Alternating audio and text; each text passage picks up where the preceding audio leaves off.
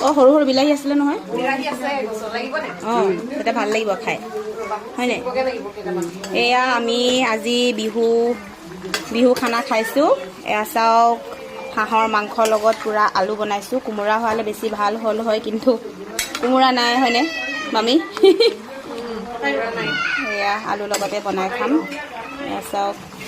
এতিয়া ইয়াতে দি দিম সৰু বিলাহী তেতিয়া বেছি টেষ্টি লাগিব খাই